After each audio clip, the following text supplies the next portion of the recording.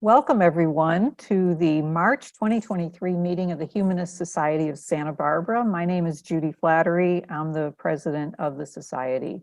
We are a 501c3 nonprofit, 100% volunteer run, founded in the mid-90s, and we've got about 120 dues-paying members. We welcome new members interested in finding out more about humanism or participating with us. We hold monthly educational speaker meetings on Zoom and in-person social events. We do have a monthly newsletter, Secular Circular, which is posted on our website and available via email. All of our events are posted on our meetup site. Today, our speaker is Susanna McIntyre, speaking on the Great Betrayal, How Western Left-Leaning People Have Failed Iran. In recognition of this month as National Women's Month and March 8th as International Women's Day, we are honored to welcome her back to speak to us about the demonstrations in Iran, which were reignited last September by the death of 22-year-old Mahsa Amini after her arrest by Iran's religious morality police. Amini is a Kurdish woman visiting Tehran. She was arrested for allegedly not wearing her headscarf properly, and she died of a brain hemorrhage after being subjected to brutal treatment at the hands of the police, according to witnesses. Susanna's talk will review the factors that sparked the protests, the underlying reasons why the Islamic Republic enforces mandatory hijab for women, and how these demonstrations have transformed into a widespread revolution that targets far more than just the issue of hijab. She will also share her perspective on the inadequate response of the West in supporting the demonstrators. Susanna McIntyre is an ex-Catholic atheist and the president and CEO of Atheist Republic, which is the world's largest community of atheists. Atheist Republic, founded by Armin Navabi, who is joining us today also, is a nonprofit organization with entities in the US and Canada and local chapters in 70 countries worldwide. Atheist Republic seeks to promote free expression and enlightenment values in Iran and throughout the world. Susanna's primary focus is on championing free expression and opposing global blasphemy laws. Susanna is deeply committed to the fight for freedom in Iran. She has actively worked towards raising awareness about the oppressive conditions in the country and advocating for the rights of the Iranian people. I personally am a proud patron of Atheist Republic, and I am grateful for the work they do, keeping me informed via daily emails, and sometimes it seems there's more than one a day, about the status of religious oppression, both the losses and the victories worldwide. And so with that, Susanna, I'll turn it over to you. Thank you for being here. Oh my goodness, Judy, that introduction, you just make me feel like I'm glowing. I have no words. Okay. Well, first of all, I want to say thank you to the Humanist Society of Santa Barbara. I want to say thank you to Judy in particular, not only for inviting me back, I last spoke about a year ago, but also for the touching support that she always lends me and our work at Atheist Republic. It really is so sweet and meaningful to me. So I was very excited when Judy reached out to me and Armin and said that she would like one of us to come speak to you guys about what is happening in Iran in honor of Women's Month and International Women's Day. And I think this is a really important topic for everyone, but also particularly for those of you who are in Santa Barbara yourself, because the world's largest population of Iranians outside of Iran actually are in Southern California. So your backyard. So this is very much a part of your tangible local community. And I think it's important to talk about how this affects them, right? That being said, let's get into this. So I have titled my talk, The Great Betrayal, How Western Progressives Have Failed Iran. And I would just like to take a moment, those of us in the audience, to imagine a movement for justice, freedom, feminism that was met with silence and indifference from those who claim to champion these very values. And unfortunately, my friends, I fear that the greatest struggle for women's rights, the greatest struggle against Islamism, that we have seen in our lifetimes has been met with that fate. But how did this happen? So first of all, who am I? Judy gave me a lovely introduction, so I'll skip most of the particulars, but I'm the president and CEO of Atheist Republic. We're focused on fostering community for atheists, in particular, uniting to help fight persecution and promote free expression. I've also been incredibly involved in different demonstration groups for Iranian freedom since the beginning of the uprising in September across multiple continents, countries, 4 or 5 different cities. So all over the place, I've gotten to meet people and work together and raise awareness about this issue. And it's provided me so much valuable insight to be welcomed into the Iranian community the way that I have been. And I'm excited to bring that perspective to you guys today.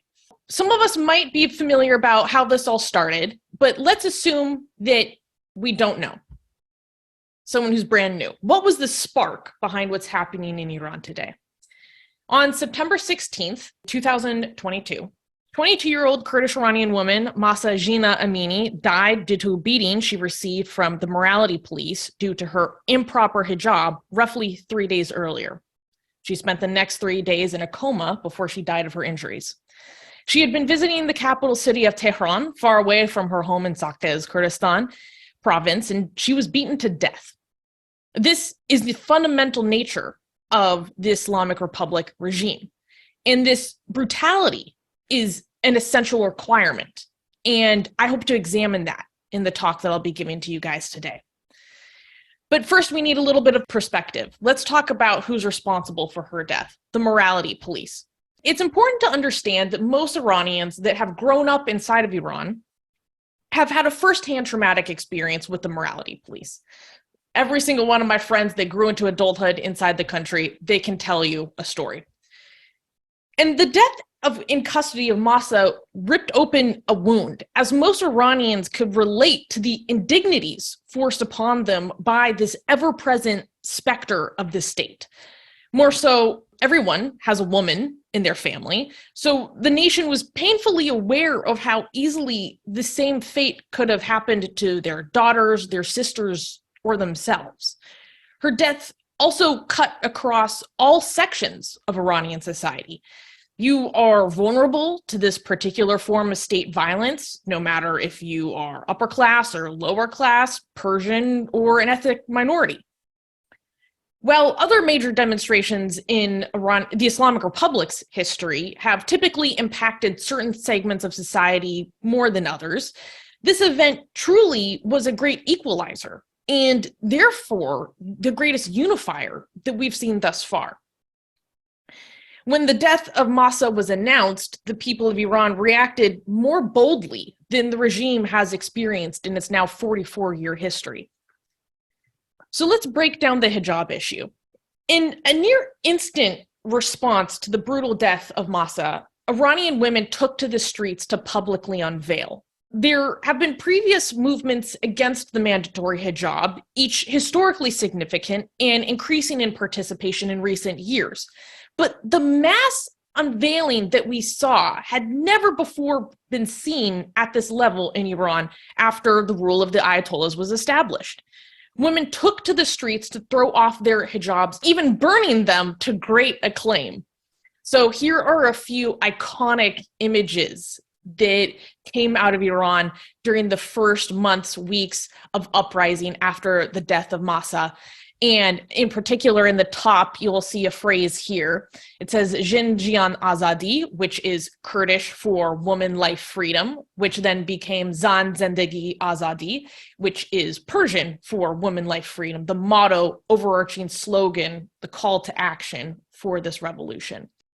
There's one video that sticks in my mind so much that really has become iconic and speaks more than words ever can about what this feeling of unveiling publicly and rejecting the veil, rejecting the compulsion of it, compulsory modesty. Nothing speaks to it more than this video.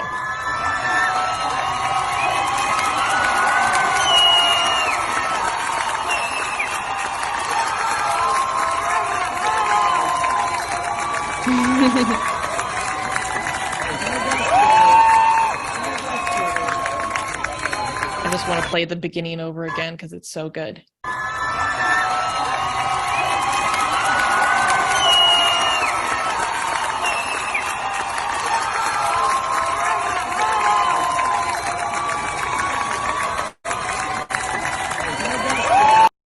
I think for people who are not familiar with the issue, it's hard to communicate what it feels like for many Iranians who grew up inside the country to see not only a woman doing that publicly with so much joy, without fear, but to hear the crowd cheering in the way that they do. The acclaim is also very, very significant. Let's dig into this hijab issue. What really is behind this issue? The removing and burning of the mandatory hijab is more profound than simply fighting for the individual's freedom to choose what they wear on their head, although this itself is a fundamental human right.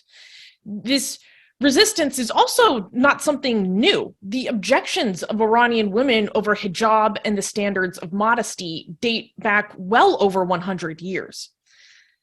Challenging the mandatory hijab pierces the very heart of the Islamic Republic, for if the authoritarian state cannot maintain its ability to force you to dress as they dictate, it has failed to execute its promise of protection and maintenance of an Islamic society. Thus, their theocratic legitimacy and authority to govern is utterly destroyed. And I love this photo from 1979 of a woman challenging a mullah to his face while they're standing on top of a car and in front of a crowd of hundreds of people. So clearly, this objection is not something that's brand new. As a case in point, I'd like to take this video from a few years ago of a cleric yelling at a girl on the subway who is not wearing her hijab. I'll play it in full and then I'll pause it to do the translations once we see it all the way through.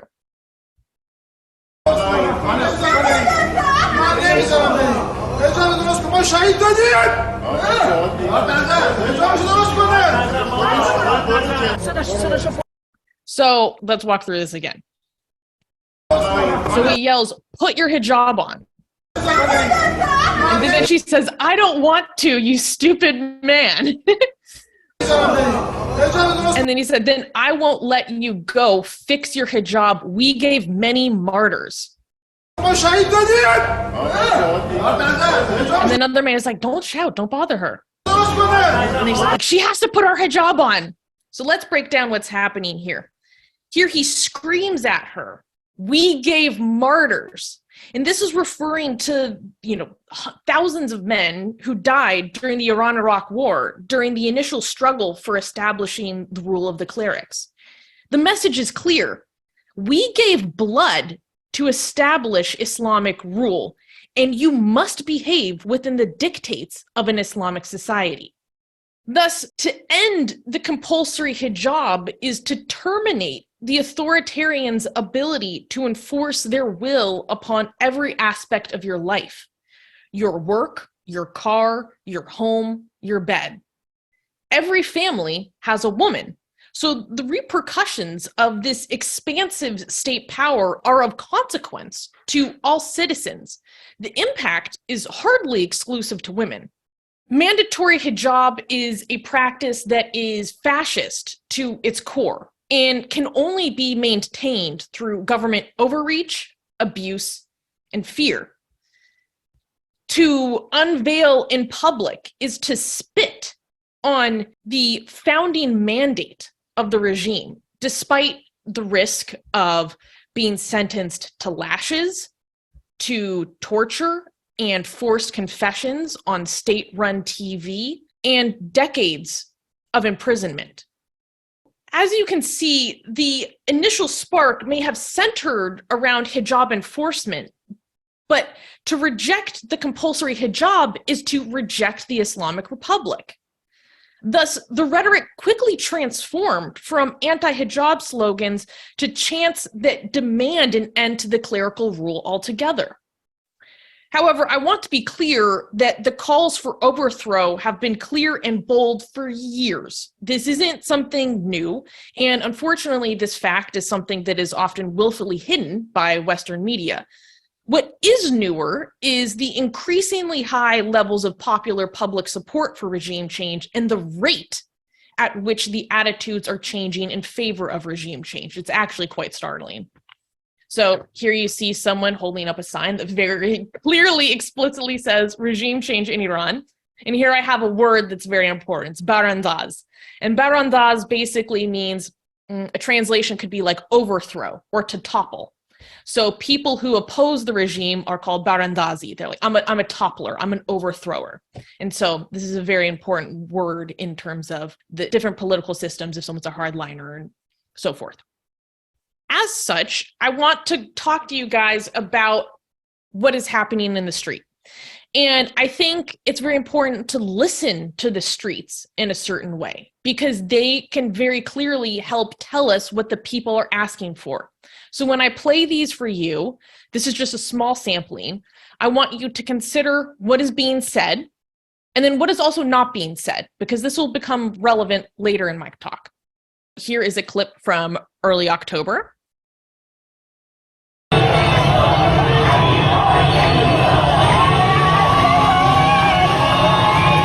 So you can hear them saying, Jumhuriya Islami Nemi Khan, which means Islamic Republic, we don't want.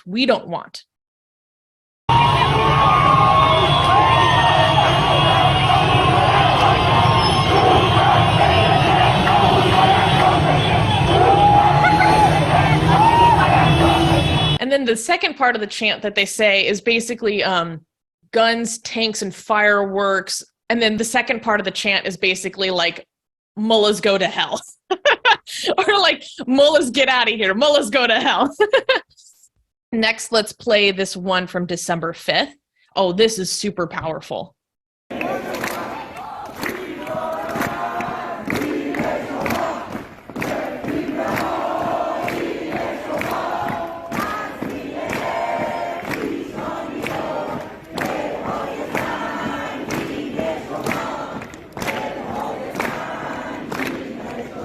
So this first part that you hear is a song that's become very significant in the revolution. And it is a song that kind of parodies or plays upon the style of the songs that are sung by Shia worshippers and Husseinias, except it's twisted. The lyrics are totally reversed. And the lyrics are, say roughly, translation, I hate your religion. I hate your ethics.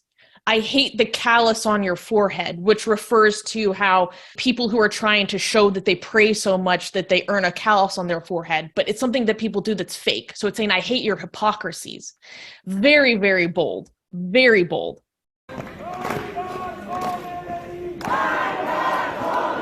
And then they're saying, Magba Khamenei, which is death to Khamenei, death to the supreme leader.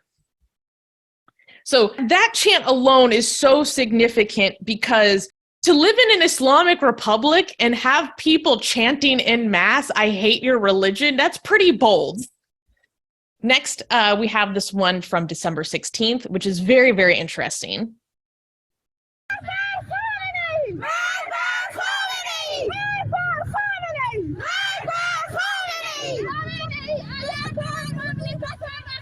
So this is very significant. You'll see that these women here look very different than a lot of the women I've already shown you and will show you. And that's because these women live in one of the most eastern provinces of Iran called Sistan and Baluchistan. And this is a predominantly Sunni as opposed to Shia area of Iran. And it's also considerably more conservative. So you see, not only are these women still wearing hijab, very conservative hijab, they're actually wearing the niqab, which is probably the most conservative form of veiling that you will find inside Iran. And they're also Baluchi women, so they're part of a really persecuted ethnic minority. So actually, the fact that these women are out demonstrating in this way at all is very transgressive for what most Iranians are used to seeing from women from this region. In the beginning, they were chanting, death to Khamenei.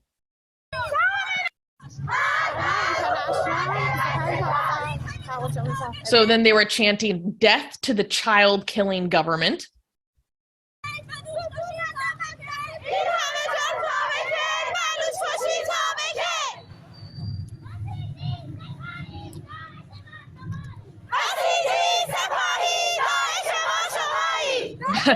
So there they were saying, Basiji Sepai, so these refer to the Basij and the IRGC that are arms of state enforcement and power, saying, you are our ISIS.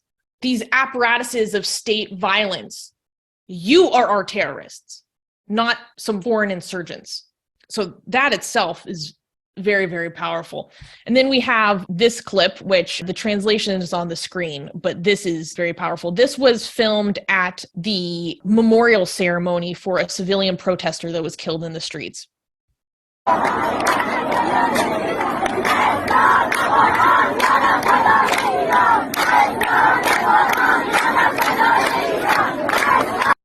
So no to Islam, no to Quran, my life only for Iran.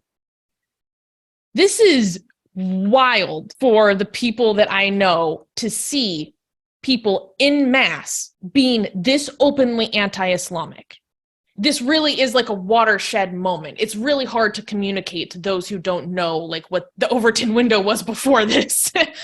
And then this last one is one of my favorites. This was actually filmed in a concert outside of Iran by a very famous musician, but it's the best example of this chant that I could find, and it's one of my favorites.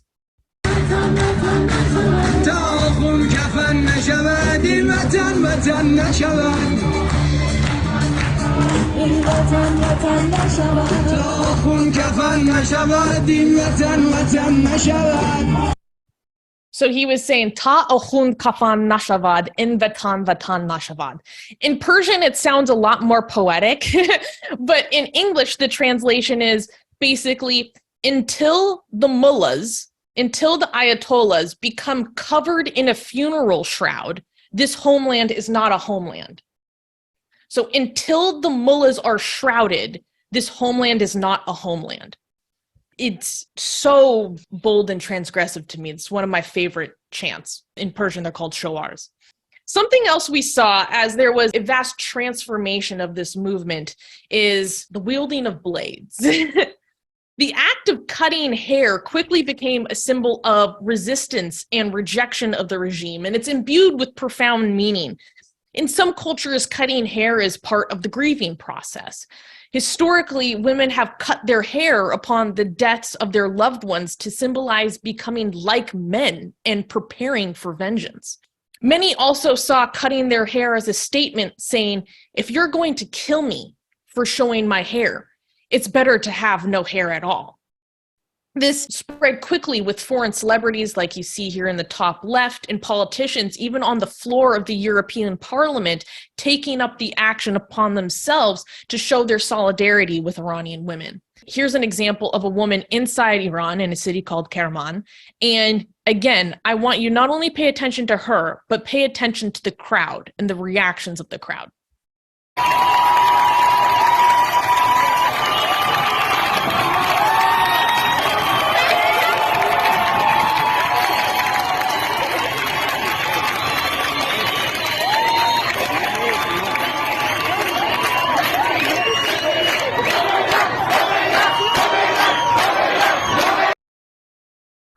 I think seeing these videos helps communicate more than anything what the attitudes are like, how much attitudes have shifted, and how much attitudes of your ordinary Iranian person is not represented by their government. And on the right side here, we have an image that became very quickly iconic. This is something I think about a lot. Here we see the grave of Minu Majidi. Above her grave, she was killed as a civilian protesting for not only her own freedom, but that of her daughter, is her daughter. And her daughter in her left hand holds all of her hair shorn. Around her neck, you see a white hijab. The color itself is significant, referencing other movements against the hijab. Around her neck, not around her head. And you see a look in her eye that says more than words can ever say. When this image came out upon the death of her mother, many people looked at this photo and said, this is who the regime has to fear. This is who they are answerable to. Every girl, every member, every family that has this look in their eye, this is who they have to answer to. And I think it speaks to the experience of thousands of people who feel, you've taken everything from me. So what more do I have to lose besides fighting you with everything I have? I think about this photo a lot. Throughout the uprising, we also saw many really awesome examples of civil disobedience. And this is really just like, I'm barely scratching the surface here. In general, this talk is barely scratching the surface. There's so much more I wish I could talk about. And there's so many events that by themselves are so significant. Unfortunately, we have constraints. Some of these amazing acts of civil disobedience were, for example, these women in the top left corner here, just going to eat at a cafe without their hijab, like you would see in, our own neighborhood. And for this, they were arrested. Something that I particularly love is in universities across Iran, male and female students refused to eat in segregated cafeterias. Usually they're segregated, male and female, and they refused to work within that system anymore. So instead of eating within their cafeterias, they went outside and they desegregated, eating alongside each other. And especially as an American, I think this brings up images of desegregated cafes in the Deep South. And I think that's part of why it's so particularly important to me. Something else that we see that's really cool is a lot of displays of very conservatively dressed women openly showing their support and solidarity for women who don't want to veil, like we see down at the bottom here. Now, this is important because for a lot of people that grew up in Iran, seeing a woman that is as conservatively dressed as this woman right here, you're essentially associating that person as an arm of the state. A lot of people will assume that someone who dresses this conservatively is in full support of the regime, in full support of their policies, and perhaps even wants the regime to go harder than they actually do. So to see so many very conservatively dressed women openly come out and support the revolution, support the protests. I've seen Chadori women spray painting death to the dictator on walls. I'm like, it blows the mind of so many people who had a deeply preconceived notions about what to expect from someone who openly presents that way. So to see an image like this, Chadoris standing side by side with bihijabis, like it's very powerful and significant, and it brings up a very warm feeling in my heart. I also want to show you a video here in terms of the desegregating of cafeterias. Some students went so far as to actually physically break down the barriers between men and women within their universities.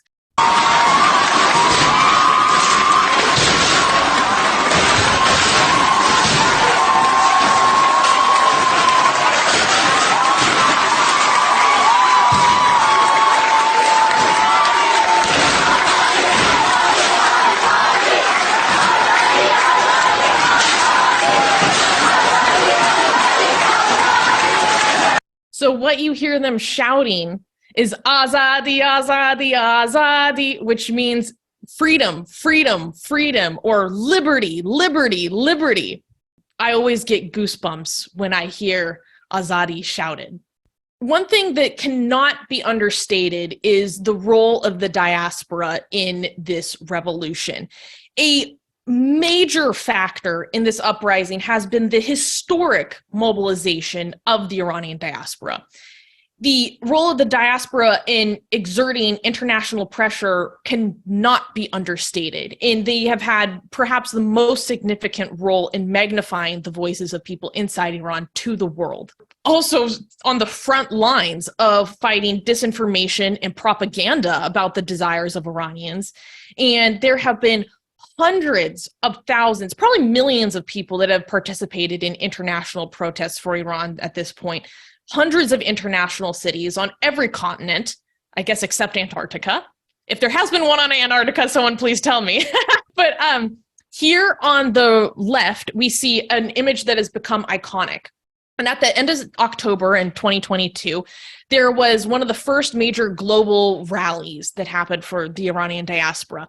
And here is a picture of just a section of the rotunda in Berlin, where between 80,000 and 100,000 Iranians from all across Europe and beyond congregated in one city to rally and show the magnitude of their movement. So this little sliver that you see right here is only a fraction of the entire rotunda of what was happening in Berlin.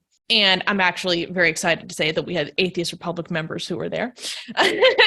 Another major demonstration that happened recently was over here in this top right corner that happened in Los Angeles on the anniversary of the establishment of the Islamic Republic of Iran. So obviously in opposition to that anniversary, right? And their estimates of 100,000 to 180,000 people attended this rally in Los Angeles. When was it? Just 6 weeks ago. And I was actually there. I went to LA for this demonstration and it was incredible. I have never been in a crowd of this size. Just absolutely amazing. So what has been the fallout from all this activity that we've seen since mid-September? So this is some of the numbers that came out from after the death of Mahsa Amini, and this is until the end of February. These are some of the most updated statistics I could find. So inside of Iran, there have been almost 1,300 protests.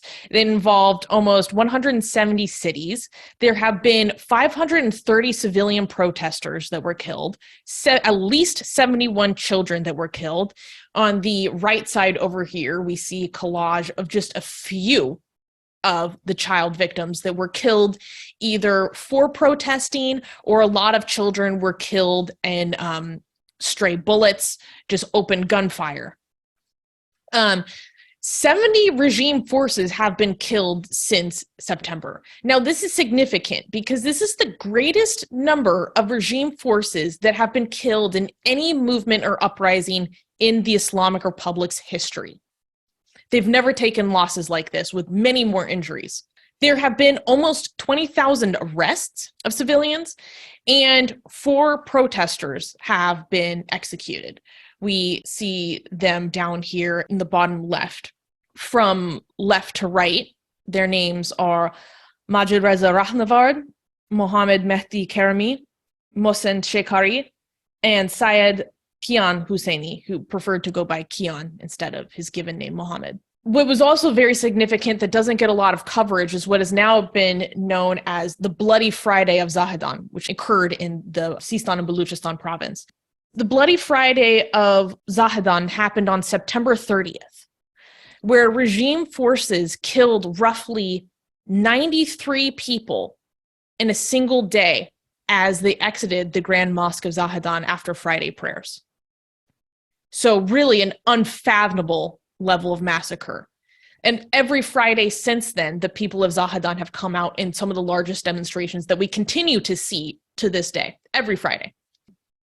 Not only what I've shown you right here, but there has also been the systematic and intentional. The level of how systematized it is hard to describe. Torture and rape of civilian protesters, whether they are men, women, or children. They take people to black sites. They will kill, torture civilian doctors who are trying to help people because they can't go to the hospital because the forces will arrest them. They have been systematically blinding protesters, which is a tactic that they've been using for years. So very, very brutal, sadistic, and intentionally cruel tactics used by the regime to terrify people and disincentivize them from going out into the street. And now, something that's been happening recently is we now have mysterious mass poisonings, chemical attacks on Iranian schoolgirls that have been happening. Some have put this on Shia extremists. Right now, we really don't have enough information to know what's going on with these, so I'm not going to touch on that too much, but I think it's worth mentioning because that event has changed the dynamics of some of the more recent demonstrations we've seen. But needless to say, with each of these injustices, the resolve to overthrow the regime just crystallizes. Because they say, you're just killing people to prove that you didn't kill Mahsa. How does that make sense? And if that is your tactic, you're just digging yourself deeper. You're solidifying our resolve that there is only one solution: revolution. That's a common chant that you will hear at demonstrations, one solution, revolution. And there are now chants throughout the streets that explicitly say, this is not a protest, this is a revolution. This is not a protest, this is a revolution. So with all this in mind, now we have to consider, those of us who live outside Iran, and particularly in so-called Western countries, how have we responded? And maybe how have we not responded well? This gets into the hook or thesis of my talk. The betrayal.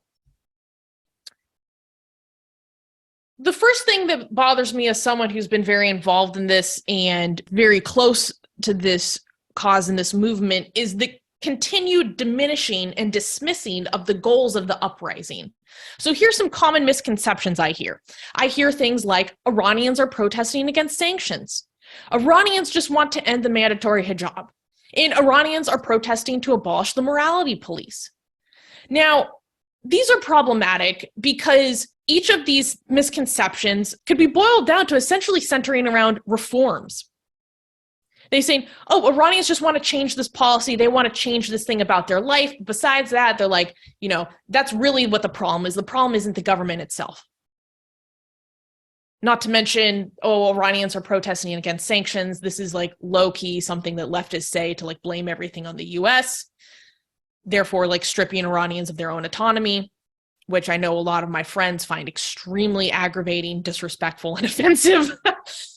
But I will tell you right now that if the mandatory hijab was suddenly ended, if the morality police was suddenly abolished, and abolished for real, because it has been like disbanded several times, and then the same kind of structure will come up just with a different name, but like actually fully abolished, they would not be satisfied with this. In fact, they might be insulted because they're saying, this is a handout. You're changing these policies to placate me so that I do not demand more for myself and more for my children. I showed you examples of many chants today. Did you hear any chants that referenced sanctions? Any chants that mentioned just ending the mandatory hijab, just ending the morality police? No. The people on the streets are explicitly clear. Another thing that I hear that drives me crazy is this has nothing to do with Islam. So as an example of this, and pardon if the quality of this image isn't very good, I had a hard time tracking down the screenshot, okay? This is something that made me so angry. So very early into the uprising, Kim Kardashian, who has hundreds of millions of followers, posted this on her Instagram stories that will be viewed by hundreds of millions of people. And, to be fair to her, it appears that she's just reposting something that was created by someone else, right? These are the words of someone else, but her amplifying this is still very problematic. So let's read what she shared and posted with millions of her followers. It says, "Be informed, Iranians are not protesting against Islam or any religion. They are fighting for their basic rights, the right for women to sing in their country, the right for women to ask for a divorce, the right for women to have custody over their children, the right to choose how they dress, to stop wrongful imprisonment, to stop torture and rape while under arrest, for freedom of speech, not only for journalists, but for all citizens, for the many Iranians abroad that fear a death sentence upon returning to their homeland. They are fighting to get Iran back. They are fighting for the future of their children." Now, this was such a problematic post that the wife of the crown prince of Iran, the exiled royal family, posted on her own stories in response to this, Yasmin Pahlavi. She said, "Thank you for raising awareness, but to be frank, all of these things are restricted for us because of Islam." Now, this is very significant because as a member of the exiled royal family, they have to be very sensitive about what they say, and they usually never comment on matters of Islam. So when the crown princess of Iran made this statement, I was like, oh my God. It's very clear that about half of what is mentioned here is restricted because of traditional interpretations of Islamic jurisprudence. Not even the weird Shia guardianship of the jurists branch that the Ayatollahs have. Because to be frank, even within Islamic history, the brand of whatever they're doing in Iran is actually very strange. Like, historically, it's very strange. I want to be clear. These things here, this isn't something that's really debated by traditionalists. So this belief that this has nothing to do with Islam or Iranians aren't protesting in Islam, this also gets under my skin for personal reasons, because at Atheist Republic, our community, we have a large Persian community, both inside of and outside of Iran. And during this protest, this uprising, this revolution, we have had so many of our members inside Iran contact us, talk to us about their concerns, what they're going through, even sending us photos of the beatings that they've received, their bodies bloodied by what the Besiege has done to them. They include captions like, "Finally, I gave blood to fight this religion, to fight this tyranny." So when I have people within my personal community communicating that to me, we see the cost paid on their flesh. And then to have people say this has nothing to do with Islam, I just lose my mind. Because I know what people are giving explicitly to oppose this. Now, to be fair, this isn't the case for all Iranians. I want to be clear. There are many religious Iranians that are fully fighting the regime with everything they have, and they're still Muslim. So it's not the case for all people that this is inherently against Islam, but for many people it is. The other thing that drives me crazy about how we in the quote-unquote West have responded to this is the whitewashing of the hijab. So as an example, let's first start with what's on the right here. Now, this is a screenshot of a post from an account called Feminist, just @Feminist.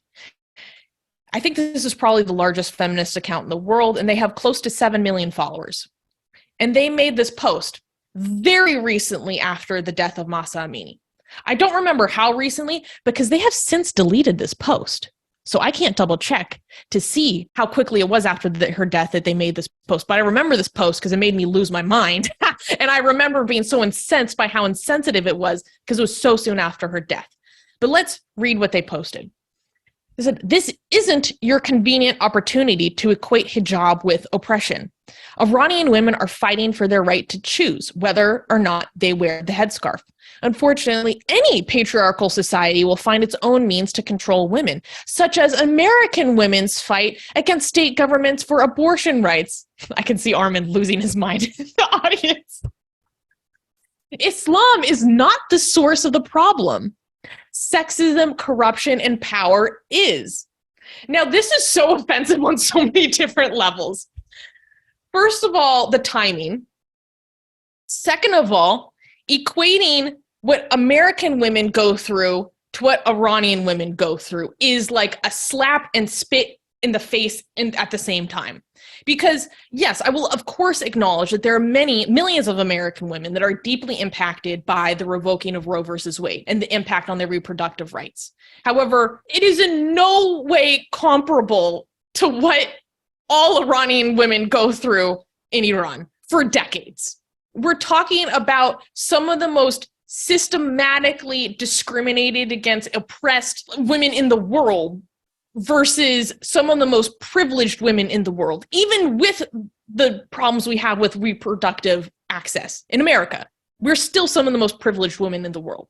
And so to have this comparison as if it's just the same thing, and because you have this issue in America means that this is not the opportunity to bash this thing in Iran, it's just so tone deaf. And again, it's dismissing and diminishing. I want you to keep that in mind, dismissing and diminishing the reality of what Iranians go through on a daily basis. Like I said, they have since deleted this post, but I have friends. So credit to Zara K, the founder of Faithless Hijabi, because she sent me the screenshot, because us girls, we keep receipts. And she had posted this on her Instagram stories and then provided a response. So she gave that post and then say, versus what Iranian women are actually saying, and provided an example. So someone had commented, "Thank you for supporting us and being our voice, but hijab is not the only problem we are protesting against. This is a revolution against the Islamic Republic. We don't need religion. We don't need clergy to rule us. We want to separate religion from politics. We want to live as humans." Another example of this that makes me lose my mind on the left side here is from Ed Hussein, who is a professor at Georgetown University. And he said, "You can oppose the regime in Iran and support the hijab for women who choose to wear it. Don't let the regime become the defender of the hijab.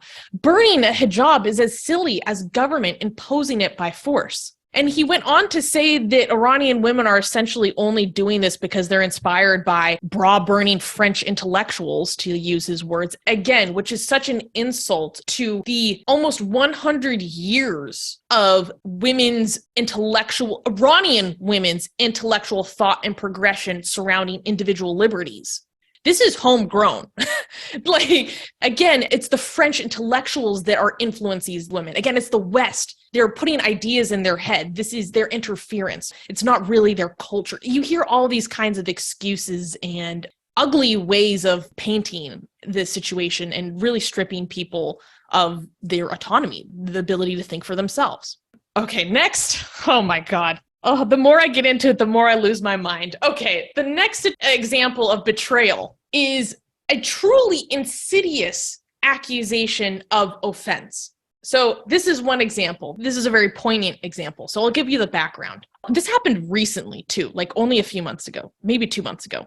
Macalester College, a private liberal arts college in Minnesota, recently shut down and censored an art exhibition by feminist artist Taravat Talipasand after some Muslim students were offended by it. Talipasand's work often criticized Islamic conservatism and the oppression of women under Islamist regimes.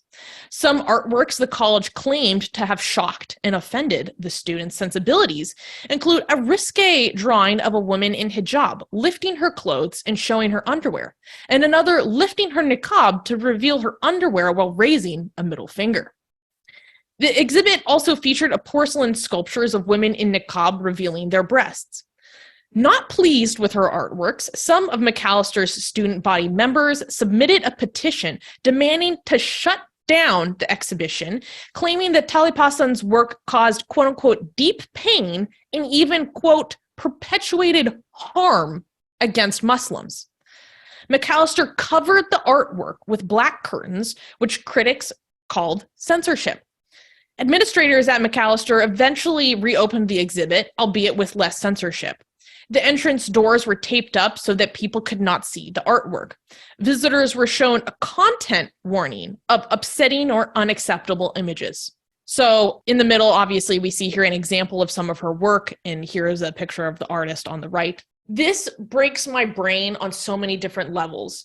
Putting it into perspective, this woman had to leave her homeland at the expense of everything she's ever known, in the hopes of finding a place where she can express herself freely and unleash her creative and artistic potential. And her artistic practice touches upon the culture in which she comes from, how she was raised, the society in which she grew up in, and the conservatism within it, and challenging it, transgressing those boundaries, breaking beyond what has been indoctrinated into her about what a good woman should be, which is covered in a black curtain, covered in a chador. So she has to make the sacrifice of leaving her home, probably to never come back, at the price of her free expression. And while she's in this place where she's supposed to be able to exercise this, people instead come and start policing her.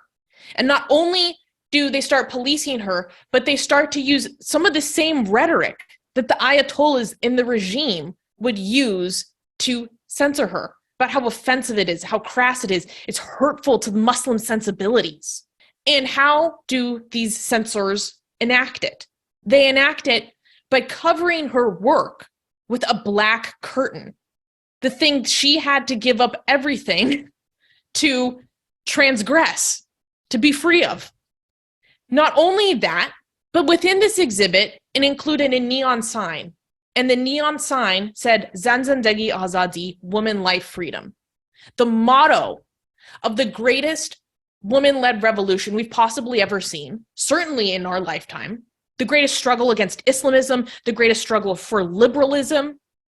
And that motto, that slogan, that call to action is now covered with a black curtain and put up with a content warning that viewers might find some of the things inside upsetting or unacceptable. This example is so beyond the pale for me. I really don't have words to express like the level of outrage I feel surrounding this situation, because I have to think about all the people who are so close to me that have sacrificed so much to be where they are now, only to be met with this exact same attitude from people who have no perspective or appreciation for what they survived and what they came from. To then be told, oh, you're being offensive and you're perpetuating harm, when women in Iran are being systematically raped for not veiling how the regime dictates. It's so insulting, I don't even have words. So this is one of the worst examples of this really insidious accusation of the offense. And there was one commentator who wrote about this situation that happened at Macallister's College, who said that these so-called progressive people who are taking up this action in the name of protecting a minority, protecting the Muslims here in America, they're actually doing the Ayatollah's dirty work for them. Because now the progressives are censoring those who want to transgress Islamic conservatism before the real Islamists even have to. The lefties are doing it for them because it's so upsetting and offensive. The next example is what I call full-blown backstabbing. This is probably the most egregious example we've seen since September. In February, the Swiss ambassador to Iran, Nadine Oliveri Lozano, has caused controversy among Iranian women opposing compulsory hijab by wearing a long black veil during a visit to Iran in February. Hardliner media in Iran praised her for wearing the veil, which is required at Shia shrines, but not always. Critics argue that her visit and choice of attire gave an opportunity for good publicity to the oppressors of Iranian women. Some have demanded her resignation and called it an insult to Iranian and Swiss women.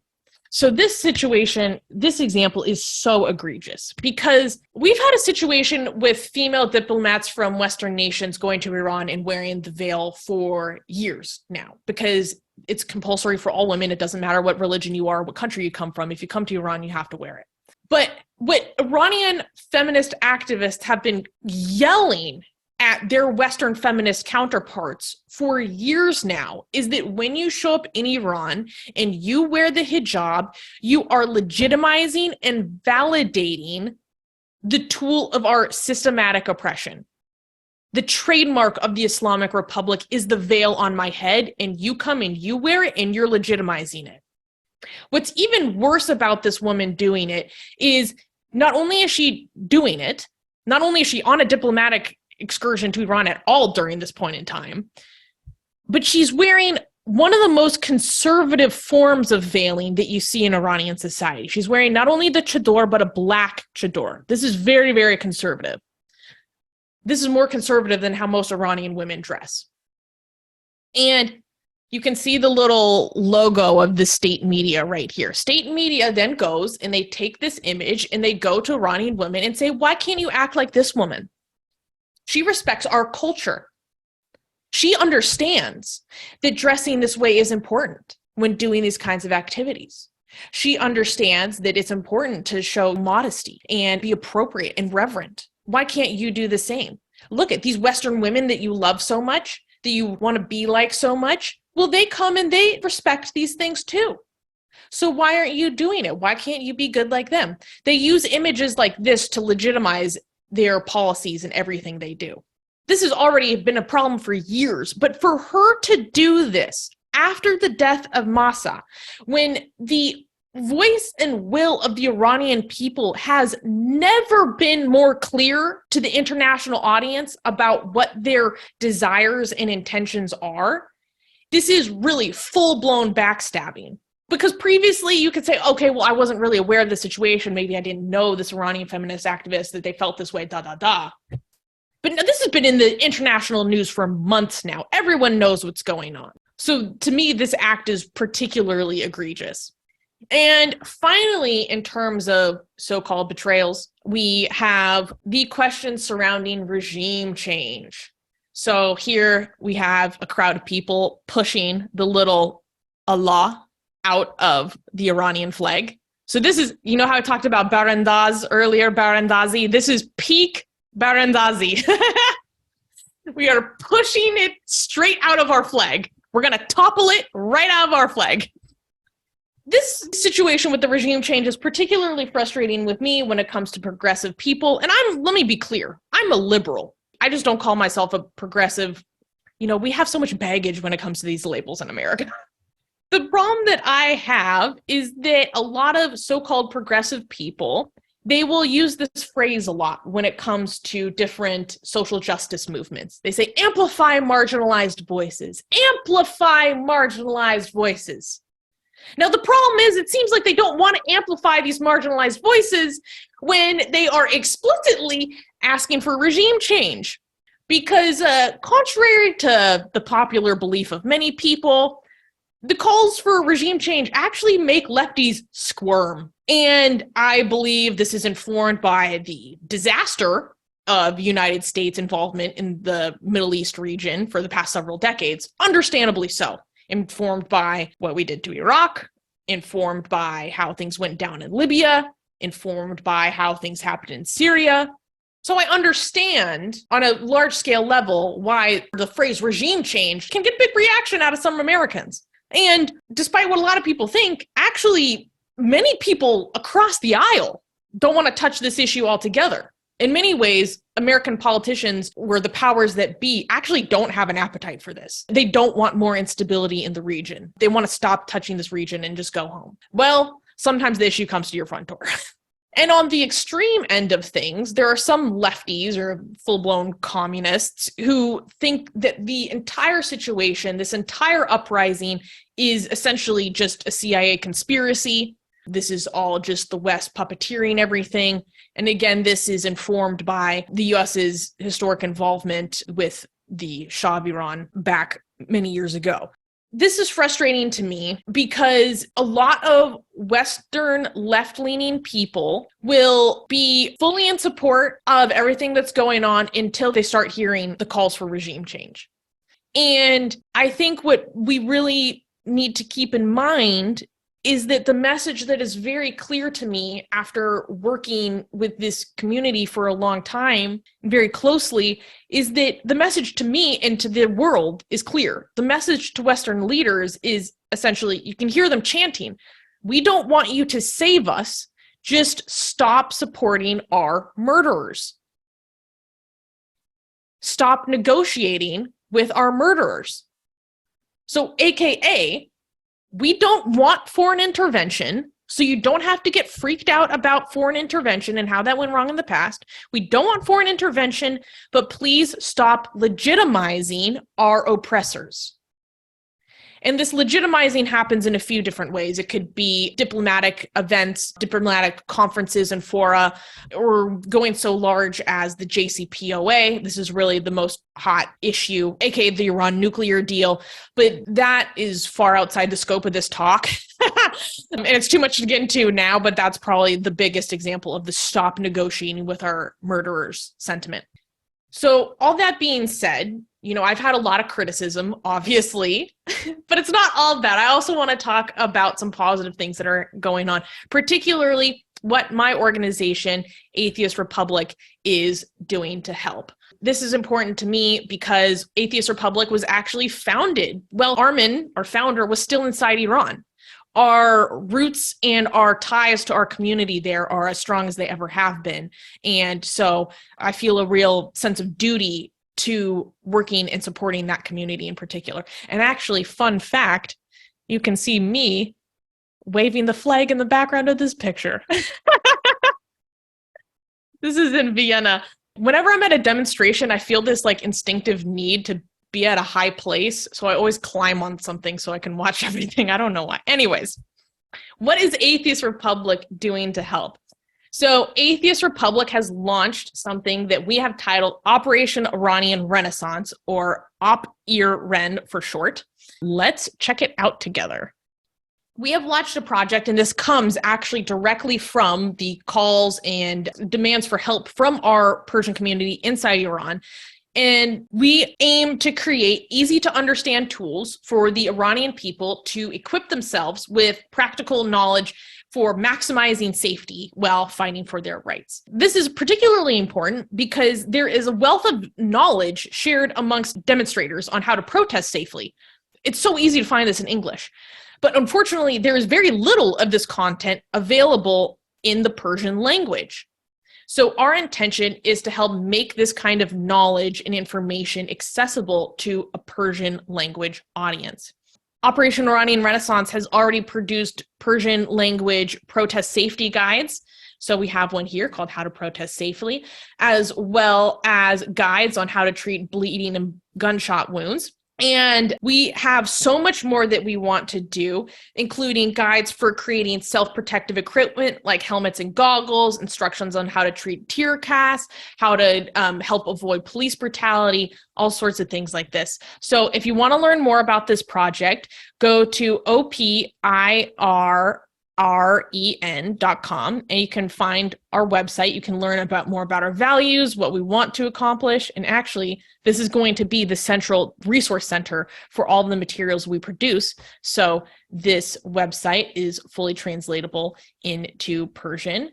And if you are interested in supporting our work, we also have the option to donate to our work as well. So you can learn more about what we do and consider supporting us because we're really excited about this project. That is the wealth of what I want to say today. I hope I gave you guys a lot to consider, a lot to think about. If you are interested in supporting this movement, I would suggest just doing some Googling around your local area or maybe the next major city in Iranian communities. You can often find them posting about demonstrations in your local area. And I think this is particularly important because I cannot tell you how meaningful it is for the Iranian community in your area to see non-Iranians caring and coming out to support them. Because unfortunately, I can tell you firsthand, they feel like they've been abandoned, and it's really just them who are standing up and saying something. But in most major cities, demonstrations are happening nearly every weekend to this day. Protests in Iran are still happening to this day. There is a historic Persian holiday called Charshambe Suri, and it's a fire burning ceremony. It's when you take things that you want to leave behind you in the previous year and burn them to release them and bring in positive new energy as you jump over the fire to cleanse yourself. And this happened just last Wednesday. We saw women across Iran again coming out and burning their hijabs before jumping over the fire, saying, in this new Persian New Year, I'm leaving the hijab behind. So this sentiment, this movement still continues to this day. I'm thrilled and excited to see all the progress that Iranians have made already in such a short amount of time. It really is transformative is an understatement. Thank you guys for coming to my talk today. Thank you once again to the Humanist Society of Santa Barbara for wanting me to come talk about this topic, wanting to raise awareness about this topic. If you're interested in contact me in the future, my email is right here. It's Susanna@atheistrepublic.com. If you have any questions, now is your opportunity. Yeah, it's fantastic, Susanna. Thank you. Oh, thank you. I really admire your passion and the way that you align how you live your life with the things that you really care about. Oh my God, that's like the nicest thing anyone said to me this week. Oh my God. I see a few questions in the chat that I will answer. So Dennis is asking, what is the access to the internet by the run-of-the-mill Iranian citizen? The way the internet restriction generally works in Iran is that it works on kind of a throttle system.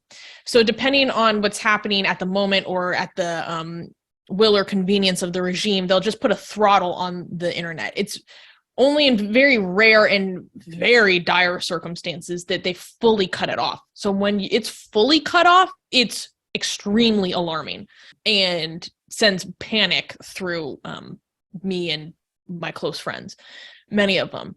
But what is the access to the internet by the run-of-the-mill Iranian citizen? So like I just mentioned, it changes depending on the temperature of what's happening locally, right? What the events that are happening. It also, in general, depends on your region, and it depends on your technical literacy. So if you know how to work a VPN, it should be a lot easier for you. Now, I have a lot of friends who have parents who they can't contact for weeks at a time, which is obviously extremely distressing for them. But because their parents can't really, it's an obstacle for them to figure out how to work the technology to evade the internet restrictions. But it is a possibility if you know how those things work. My understanding is that even when you do use those technologies to circumvent the internet restrictions, that the internet is still very slow. So it can still be very difficult to access information more quickly and easily. But again, there are a lot of factors, and it's highly variable.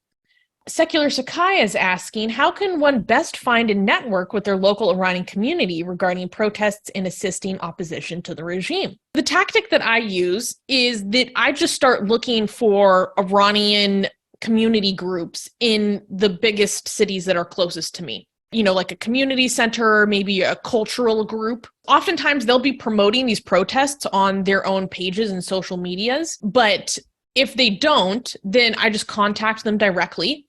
And either they know someone or they can get me in touch with someone.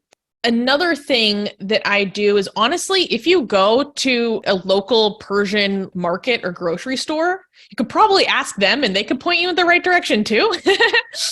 And another suggestion I have is 2 resources. A lot of the networking and planning for protests happens on Instagram. So to be honest, the best way that I find things is I'm just very good at finding communities and resources and pages on Instagram.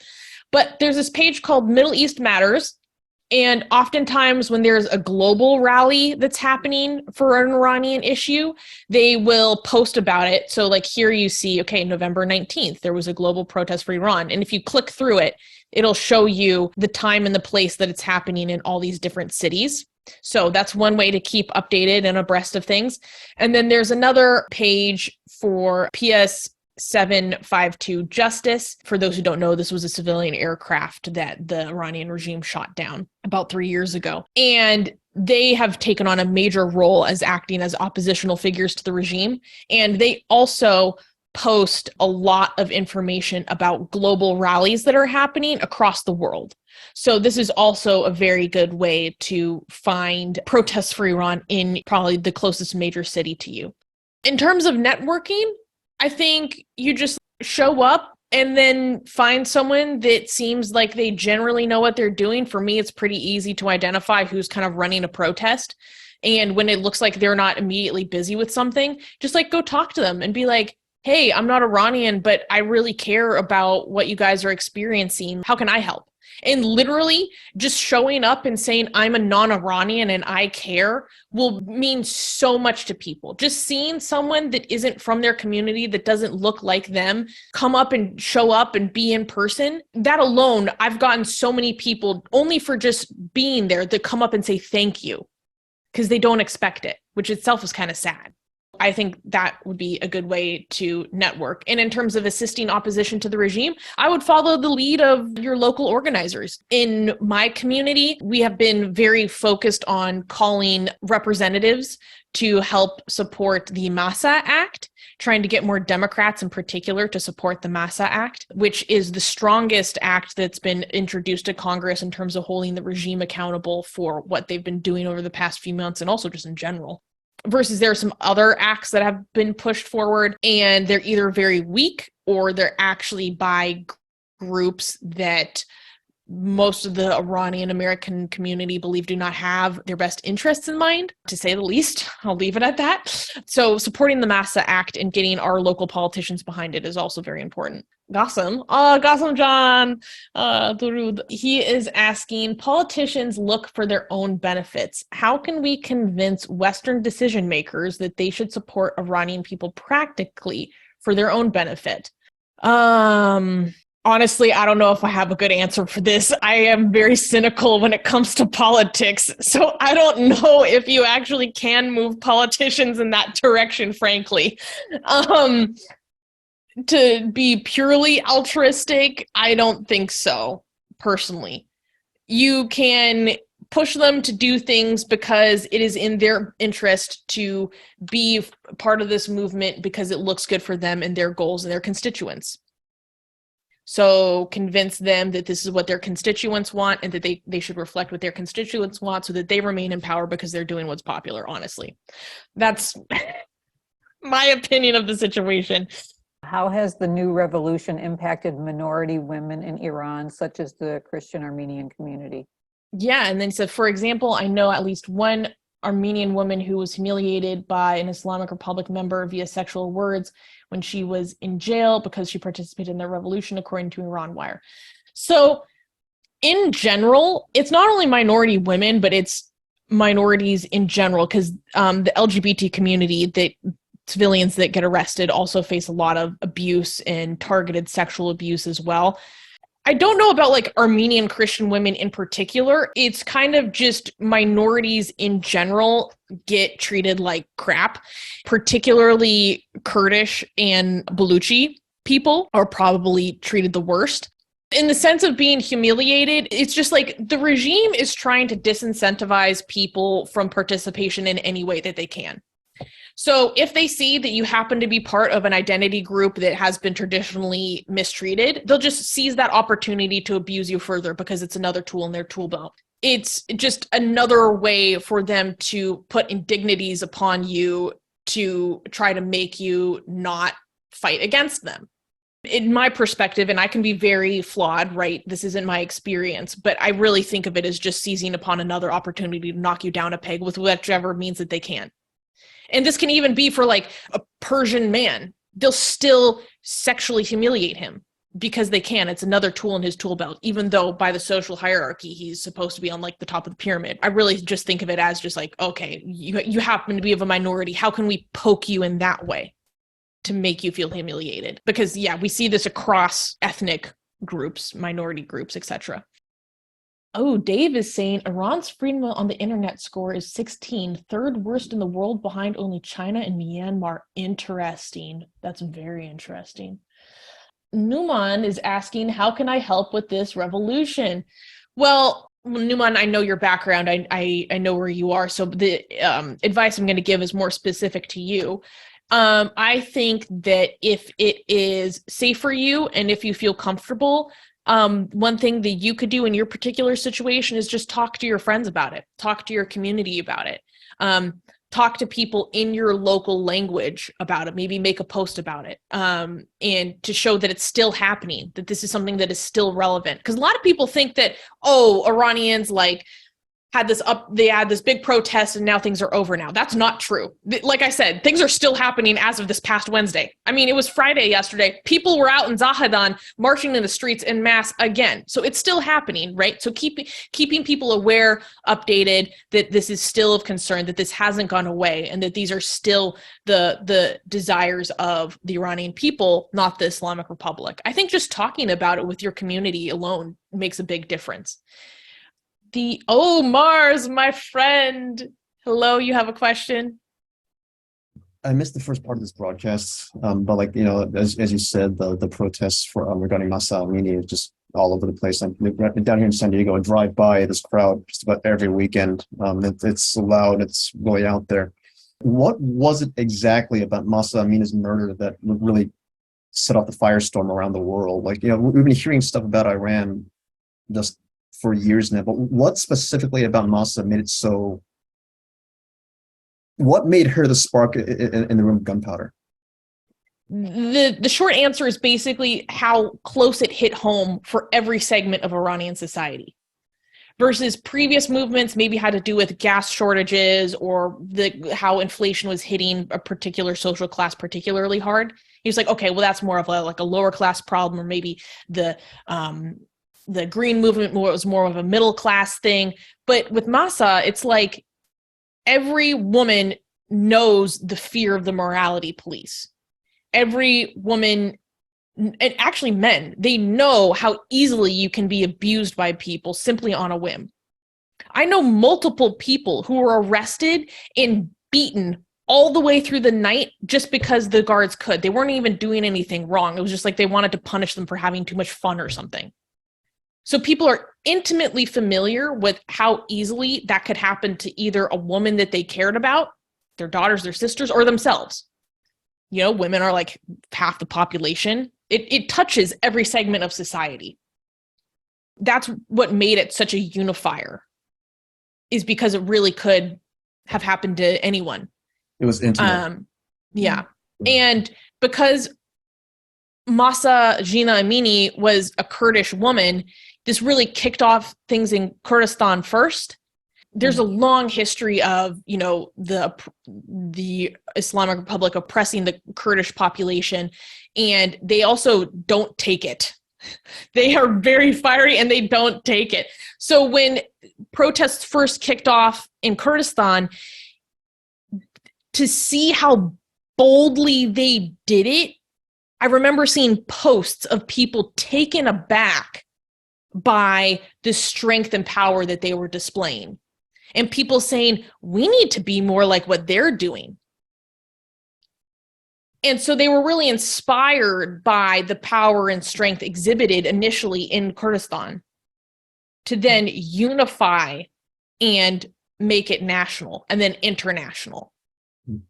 And it has really unified Iranian society in ways that we haven't seen before, like the challenging of ethnic barriers.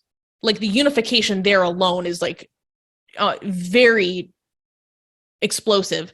The challenging of language barriers, because people speak many different languages in Iran. It's not just Farsi. The challenging of class as well has been very, very significant.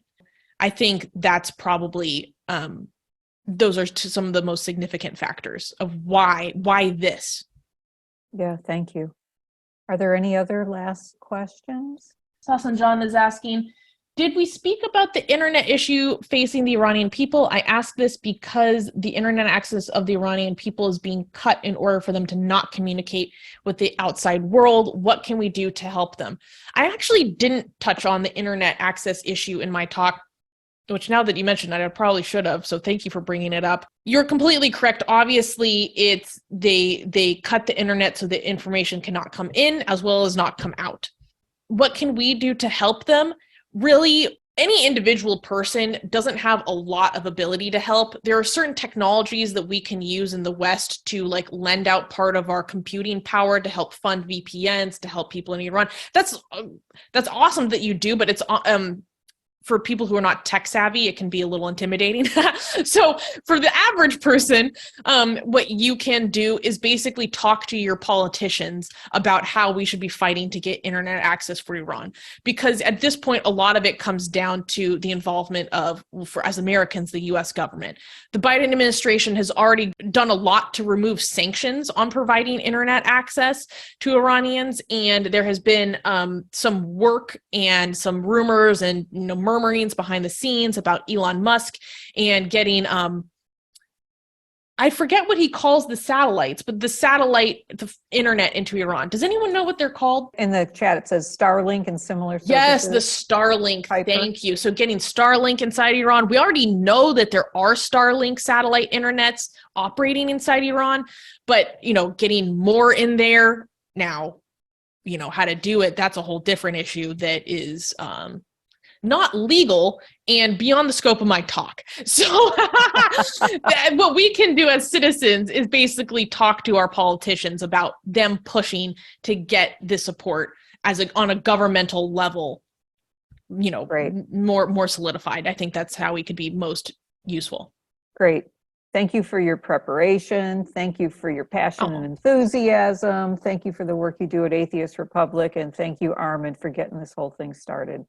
And, yes, thank you to everyone who attended. We had so many people from around the world, like at least 3 or 4 different continents attending today, people attending from inside of Iran right now. So it really means a lot to me to see not only our Santa Barbara community here, but our actual Iranian community here as well. So thank you very much Yeah, I loved it. Thank you.